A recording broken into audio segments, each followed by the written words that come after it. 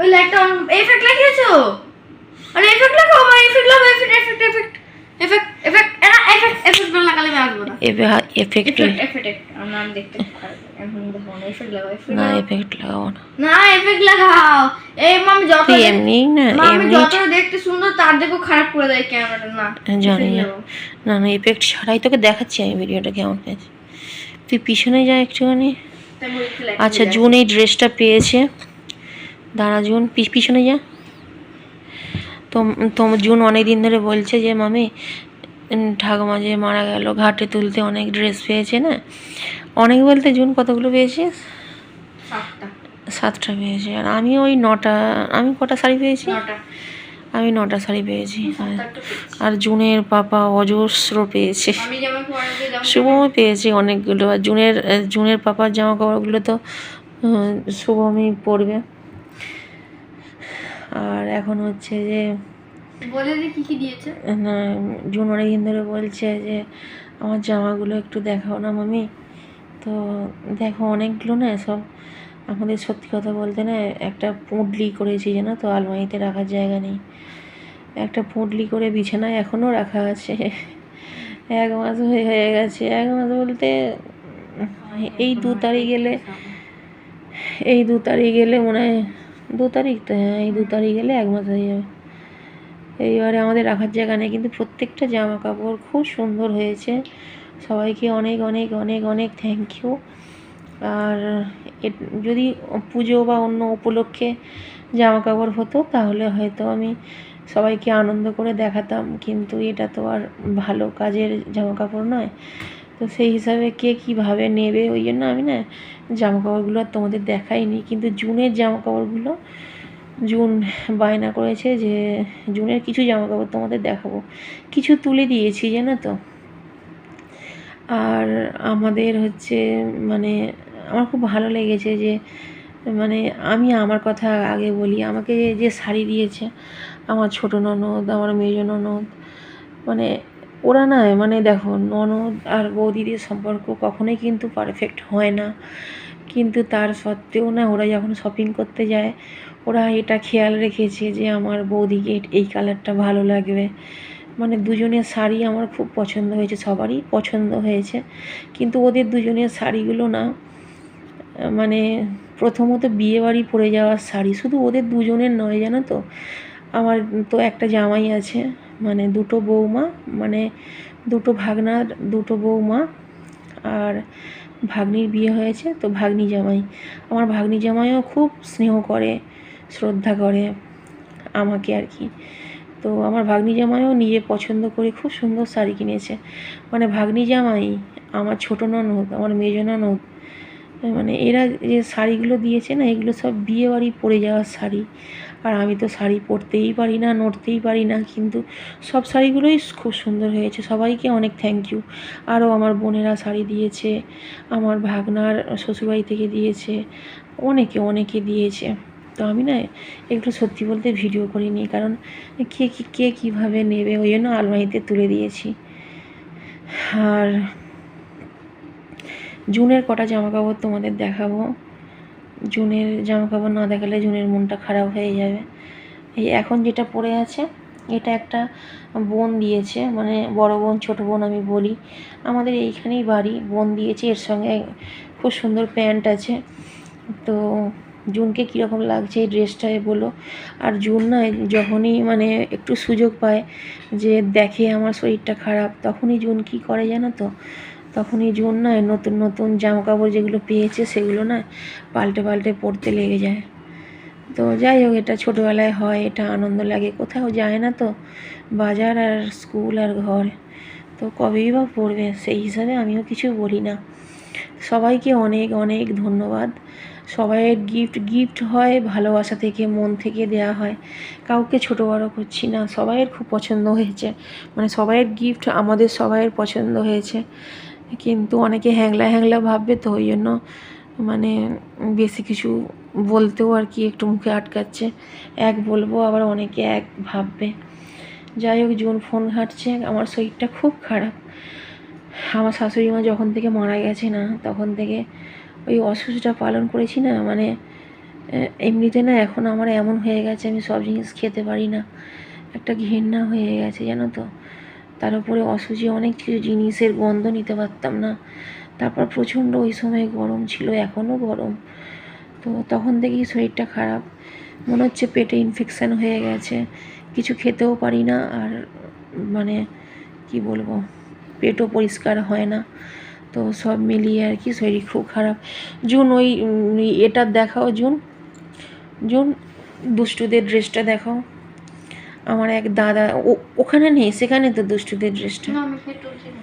ও, এটা আমার একটা দাদা দিয়েছে। তোমরা সবাই জানো আমার এই দাদাকে, দাদা খুব হাসায়, খুব ভালো মনের মানুষ। ও, এই এই এই যে জামাটা পরে আছিস এর সঙ্গে এই প্যান্টটা। আচ্ছা,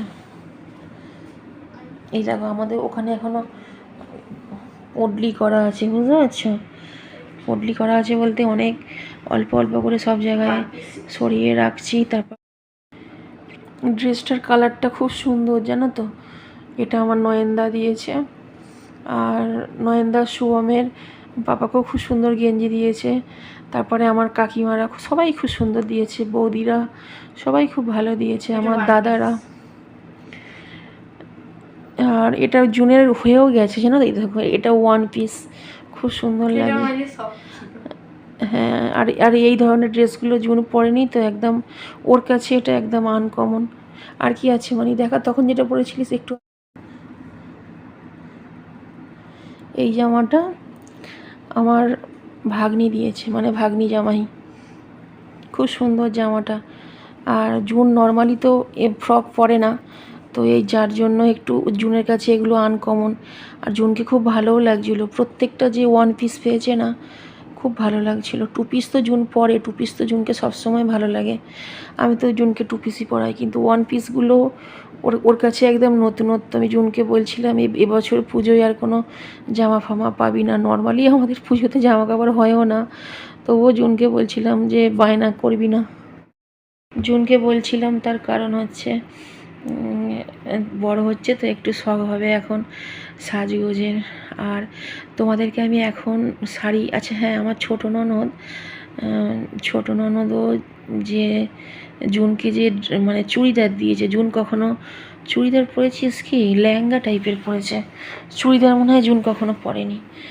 তো চুড়িদারের কালারটাও মানে বলে না সেই কালার, যেমন আমার শাড়ির কালার সেরকম চুড়িদারের কালার, খুব সুন্দর কেনাকাটা করেছে। সবথেকে বড় কথা আমার কি ভালো লাগে জানো তো, আমার মেজ ননদ যে শাড়িটা দিয়েছে নেটের ওপর ব্লু রঙের, ডিপ ব্লু নেটের ওপরে, মানে ওর এটা মানে মাথায় তো এসেছে যে এটা ভালো লাগবে আমার বৌদিকে, সেই হিসাবেই নিয়েছে। আমার নন্দাই নিক বা আমার ননদই নিক, তো খুব ভালো লেগেছে আমার আর কি। তো মেজ ননদের শাড়িটাও খুব ভালো লেগেছে। ছোটো ননদের শাড়ি তো মানে সেটাও তো অপূর্ব, একদম বিয়েবাড়ির। জুনের চুড়িদারটাও বিয়েবাড়ি পরে যাওয়া চুড়িদার। আমি এখন না ওগুলো আলমারিতে তুলে দিয়েছি তো, কিন্তু যদি কখনো আমার মনে থাকে আর আমি যদি বের করি, মানে ক্যামেরা অন থাকাকালীন আমি তোমাদেরকে খুব সুন্দর করে দেখাবো। আমার না গুছানো জিনিস ঘাঁটতে খুব কষ্ট হয় জানো তো। এইবারে আমার শরীরের অবস্থা একটু তোমাদের দেখিয়ে দিই, যেটা তোমাদের দেখতে একদমই ভালো লাগবে না। মানে পুরোপুরি সেই পটি পেশেন্ট বলে না, পটি পেশেন্টও ঠিক নয়, আমি কি পেশেন্ট কি জানি, আমি মানসিক পেশেন্ট হয়ে গেছি। মানে আমাকে না সবাই মিলে এমন, এখন যেই দেখে বলে বেশি দিন বাঁচবি না, মরে যাবি। তো আমি এমনি যে কোনো একটা কথা মাথায় ঢুকে গেলে সেটা তো বের করতে পারি না। তার উপরে এখন আবার তো এইরকম সবাই দেখছে আর বলছে বেশি দিন বাঁচবে না। ওই জন্য না জুনকে নিয়ে খুব টেনশান করি জানো তো, কারণ জুন ছাড়া না আমার লাইফটা পুরো অন্ধকার। জুন হাসছে, কিন্তু সত্যিকারে জুন ছাড়া আমার লাইফ, আমার বেঁচে থাকার কোনো মানেই নেই। মানে আমার জীবন শুরু হয়, সকাল শুরু হয় জুনকে দিয়ে, আবার রাত্রে যখন শেষ হয়, শেষ আর হয় কোথায়, সারা রাত বুকের কাছে আগলে নিয়ে মেয়েকে শুয়ে থাকি, কিছুই নেই লাইফে জানো তো। যাই হোক, একটা কথা তোমাদের বলে দিই, আমি আবার একটু ইমোশনাল হয়ে যাই জানো তো।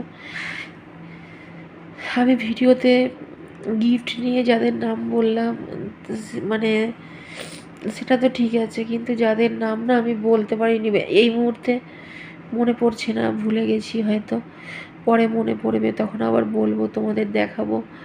তো এই মুহূর্তে মনে পড়ছে না, যেহেতু মানে যদি কেউ দেখে থাকো আর কি, কিছু মনে করো না, ভাববে যে আমার কথা বললো না, এইরকম আর কি। তো কিছু মনে করো না, সবার কথাটা সবসময় তো মনে থাকে না।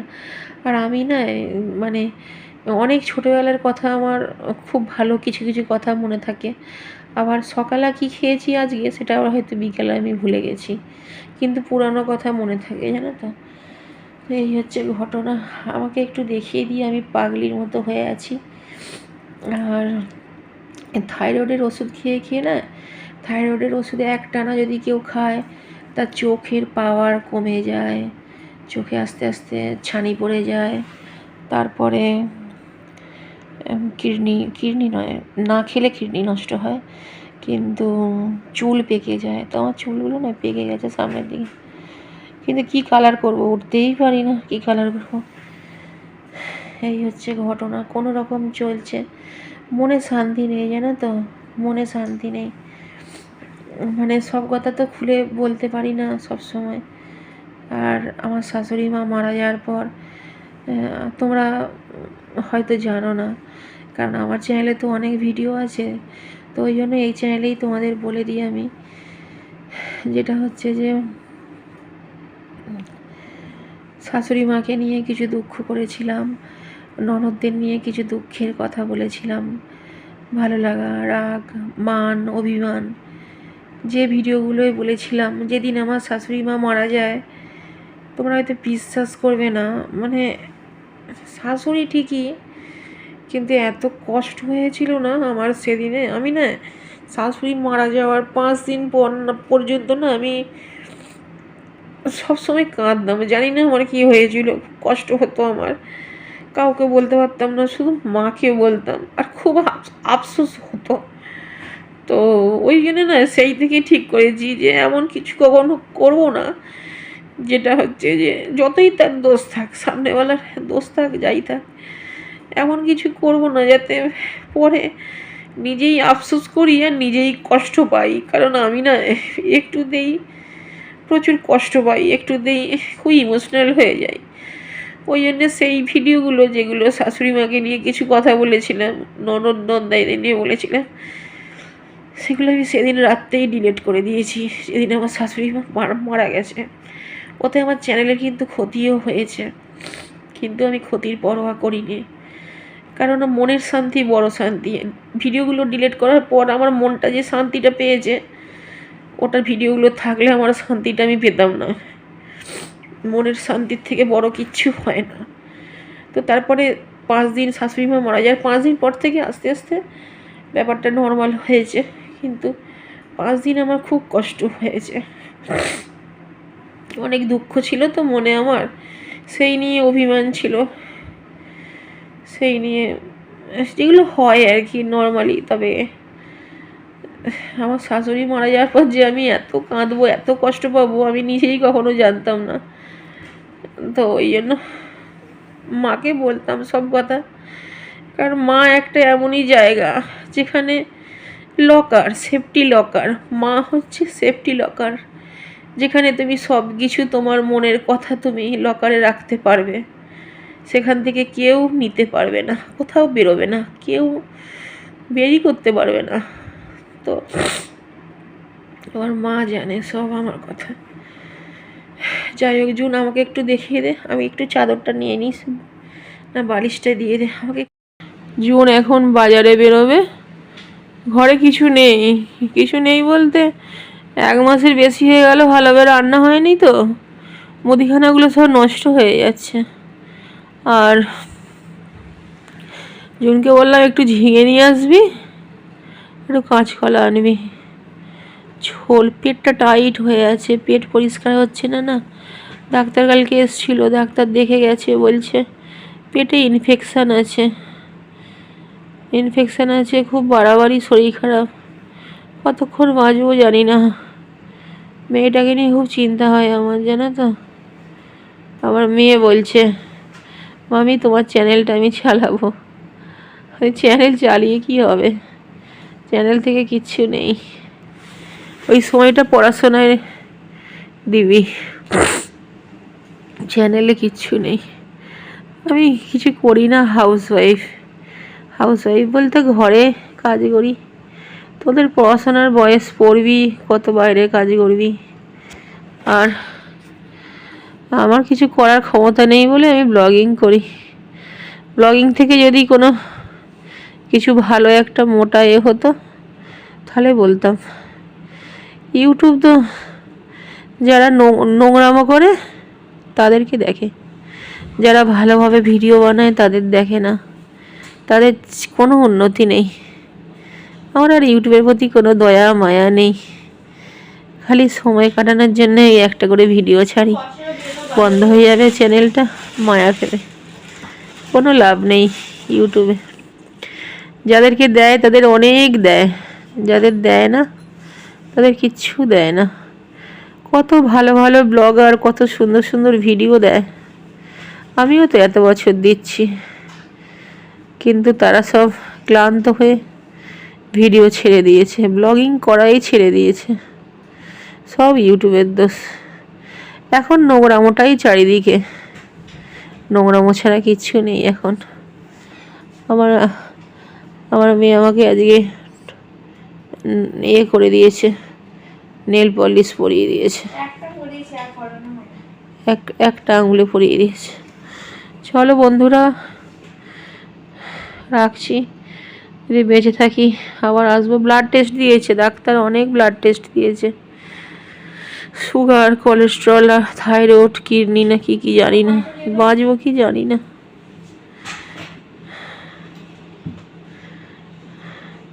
রেডি হয়ে গেছিস মানে?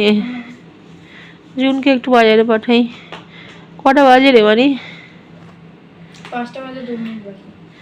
এখন খুলেছে সবজিওয়ালা? হ্যাঁ, অনেক তাড়াতাড়ি খুলেছে। চলো রাখছি,